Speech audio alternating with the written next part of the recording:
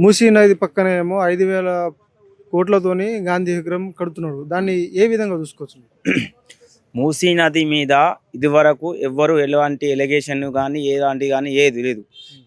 ఆయనే అసలు ప్రభుత్వానికి ఇదివరకు కేసీఆర్ ఉన్నప్పుడు ఆ టైంలో రైతు బీమా పడేది కరెక్ట్ టైంలో, రైతు బంధు పడేది కరెక్ట్ టైంలో, ప్రతి రైతు కళ్ళల్లో ఆనందం కనబడేది, ప్రతి రైతు సంతోషంగా పత్తి బియ్యం అన్ని వస్తువులు ఒక గ్రీన్ మార్కెట్ వరంగల్కి వచ్చి సంతోషంగా డబ్బు సంకన పెట్టుకొని పోయేండు.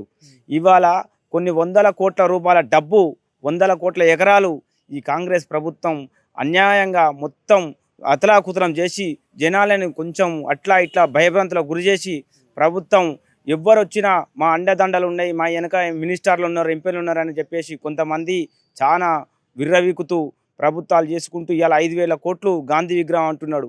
డబ్బే లేదు తెలంగాణలో, 18,000 కోట్ల కంటే ఎక్కువ లేదు డబ్బు, నన్ను కోచినా నన్ను చంపినారా అన్నటువంటి ముఖ్యమంత్రి ఇవాళ గాంధీ స్టార్ట్స్ 5,000 కోట్లు ఎక్కడి నుండి తెచ్చి కడుతున్నాడు.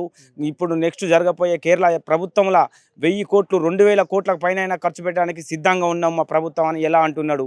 దీనికోసం మన తెలంగాణ ప్రజలు బాగా గొంతెత్తి దేశవ్యాప్తంగా నిరసనలు కానీ మొత్తం అట్టహాసంగా మన కార్యక్రమాలు కానీ ప్రతి అడుగు అడుగున మనం ఇవన్నీ కొత్త కొత్త విషయాలు తెలియనటువంటి మన విద్యార్థులకు, చాలా మంది విద్యార్థులకు తెలియదు కొన్ని ఏమి జరుగుతుందో ప్రభుత్వంలో డెవలప్మెంట్ అన్నది ఏందన్నది కొంతమంది విద్యార్థులకు కూడా తెలియదు.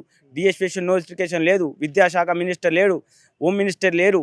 ఇవాళ మొన్న ఒక రజక బిడ్డ మీద గుడిలో అది మినిస్టర్ గారికి సంబంధించిన చుట్టాలు కావచ్చు కానీ, మినిస్టర్ తదితర రాజకీయ నాయకుల చుట్టాలు కావచ్చు కానీ, అది ఒక నేను కులం అనే పేరుతోని దూషించుకుంటూ కొడితే ఇక్కడ ఇక్కడ ఇక్కడ మొత్తం మన పోలీస్ డిపార్ట్మెంట్ వ్యవస్థ ఏం చేస్తుంది అసలు పట్టించుకుంటే నాదులే లేడు. రాను రాను ఇలాగే జరిగితే మన ప్రజలు భయంబంతులకు గురై వాళ్ళ అసలు ఎటు లేని తోసులోకి వాళ్ళు వెళ్ళిపోయి ప్రాణాపాయ స్థితిలోకి వెళ్తారని నేను నా యొక్క డిమాండ్ చేస్తున్నా. నా పేరు కాంగ్రెస్ నాయకులు ప్రజాపాలన చేస్తున్నారా లేకుంటే రౌడీ పాలన చేస్తున్నారా అంటే ఏమంటారు? కాంగ్రెస్ నాయకులది చాలా ర్యాష్గా పోతున్నారు, ప్రజలను లెక్క చేస్తలేరు, ప్రజలను ఎవరైనా పోయి ప్రశ్నించే కూడా ఇట్లా నెట్టి పాడేస్తున్నారు. నీ పని ఏందో నాకు చెప్పు, నాకింత నీకింత ఇస్తా అన్నట్టు ప్రభుత్వం ఇప్పుడు నడుస్తూ ఉన్నది. ఎందుకంటే ఇలాంటి పాలన 10 ఏళ్లలో ఎన్నడూ కనపడలేదు. కేసీఆర్ మా సారు ఆయన చేసినటువంటి ఇప్పుడు ఆయన గురించి ఆ పేరు తీయంగానే మాకు కళ్ళలకు నీళ్ళు వస్తాయి. ఎందుకంటే మా నాన్న చనిపోగానే నాకు జరిగినటువంటి ఒక మంచి న్యాయం నేను చెప్తా ఉన్నాను మీడియా ముంగట. మా నాన్న చనిపోతే 15 రోజులలోనే 5 లక్షల రూపాయలు మా ఇంటికి చేరినాయి.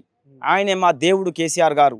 అలాంటి దేవుణ్ణి మళ్ళీ ఈ 20 నెలలనే ఆయనను గెలిపించుకొని అన్ని మండలాలు కానీ, గ్రామాలు కానీ, జిల్లాలు కానీ, గ్రామ తండాలు కానీ మళ్ళీ సారే కావాలి, సర్కారే కావాలని ప్రతి గుండెల్లో ఉన్నది.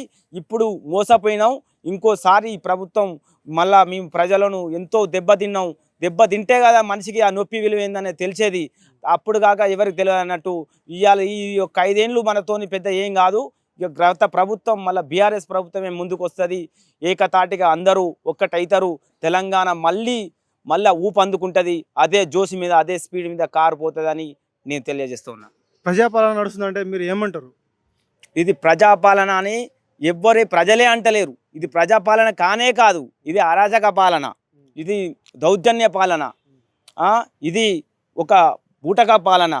అంత ఘోరంగా చిత్తశుద్ధి ఉంటే ప్రభుత్వం ముందుకొచ్చి డెవలప్మెంట్ అనేది చూపించాలి. ఇక్కడ చిత్తశుద్ధే లేదు. ఎవరికి వారు లీడర్లు, ఎవరికి వారు మేము పెద్ద మనుషులు అన్నట్టే ముందుకు పోతాం తప్ప ఇక్కడ చిత్తశుద్ధి అనేది కనబడతలేదు, ఒక అభివృద్ధి అనేది కనబడతలేదు. ఇప్పుడు కొన్ని వందల కోట్ల రూపాయలు డబ్బు కనుమరుగైపోతుంది. ఎవరి చేతులలో మారుతుందో అర్థపడతలేదు. రియల్ ఎస్టేట్ కూడా వ్యాపారులు ఇప్పుడు మళ్ళీ హైడ్రా అంటున్నారు. మళ్ళా కొత్త తరం హైడ్రా వస్తున్నది. ఇప్పుడు ఇందిరమ్మ ఇల్లులు కూడా ఉన్నాయి, అవి కూడా సరిగ్గా పంచలేరు. అవి కూడా బిల్లులు రాక చాలామంది రైతులు నెక్కొండ కావచ్చు, నర్సంపేట కావచ్చు, ములుగు జిల్లా కావచ్చు, అనేక భద్రాచలం జిల్లాలు కావచ్చు పురుగుల మందు తెచ్చుకొని అప్పులు తెచ్చి ఇప్పుడు పంటల మీద నష్టం కూడా పెట్టి ఎంతోమంది బంగారం పెట్టి బ్యాంకులలో పెట్టి ఆ మిత్తిలు కట్టలేక విలబెడలాడిపై పురుగుల మంది దాగి ఆత్మహత్య చేసుకున్నట్టు ప్రజలు మనం రోజు పేపర్ల పొద్దున లేవని ఒక 10 పేపర్లలో 10 ఆత్మహత్యలే మనం కళ్ళారా చూస్తూ ఉన్నాం. ఇప్పుడు ఈ వేసవికాలం స్టార్ట్ అయింది. ఇప్పుడే నీటి కొరత అందింది. దాన్ని ఏ విధంగా అంటే కేసీఆర్ ఉన్నప్పుడు ఎట్లుండే, ఇప్పుడు ఈ 2 ఏళ్ల పాలన ఎట్లుంది? కేసీఆర్ ఉన్నప్పుడు కాళేశ్వరం ప్రాజెక్టు కలకలలాడేది. నిండు మేళలా నేను చూసొచ్చిన. నేను మహదేవ్పూర్ కాళేశ్వరం దర్శనానికి పోయినప్పుడు కూలిపోయింది అంటుండు మరి. కూలిపోయింది అనేది ఒక రాజకీయంగా కేసీఆర్ మీద బురద జల్లే కార్యక్రమే అది ఒక ఎజెండాగా పెట్టుకున్నారు. ఎందుకంటే కేసీఆర్ మీద ఏదైనా ఒక అబండం మోపితేనే మన ప్రభుత్వం మళ్ళీ ముందుకొస్తుంది. కేసీఆర్ను ఢీ కొట్టే అంటే ధైర్యం కాంగ్రెస్ ప్రభుత్వానికి లేదు. ఎందుకంటే ఏదో ఒక నాయకుని మీద బురద జల్లే ప్రయత్నం చేస్తేనే మనం కొంచెం గట్టిగా ఉన్నాం. అరే కేసీఆర్ మీద ఇట్లా అంటాడు మరి నిజమే అనే ప్రజలు కూడా మళ్ళీ తప్పుదోవ పట్టే చేస్తున్నారు. ఒక కుట్రలు చేస్తున్నారు. దీని వెనుక చాలా మంది కుట్రలు చేస్తున్నారు. కేసీఆర్ మీదనే, కేటీఆర్ మీదనే, హరీష్ రావు సార్ మీదనే, అందరి మీద పెద్ద నాయకుల మీదనే బురద జల్లే కార్యక్రమం చేస్తే చిన్న లీడర్లను మనం ఒత్తిపారేయచ్చు. వీళ్ళని ఎందుకంటే వీళ్ళ పెద్ద తలకాయల మీదనే మనం బురద జల్లాలి, చిన్న తలకాయల మీద మనం మేనేజ్ చేసుకోవచ్చు అన్న ఒక దురుద్దేశంతోనే ఈ ప్రభుత్వం నడుస్తుందని నేను డిమాండ్ చేస్తాను. నీటి కొరత గురించి ఏమంటారు?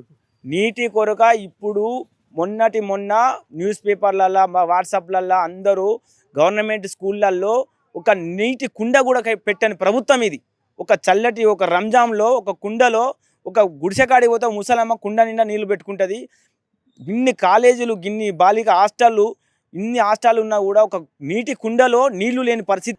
అన్నానికి, కూరకు, అన్నానికి, తిండికి, బట్టకు, నీళ్లకు లేక విద్యార్థులు వలవల ఏడుస్తున్నారు. అమ్మ నన్ను ఇంటికి తీసుకుపోండి, నాన్న నన్ను ఇంటికి తీసుకుపోని చాలామంది తల్లిదండ్రులు కూడా అవస్థ పడుతున్నారు.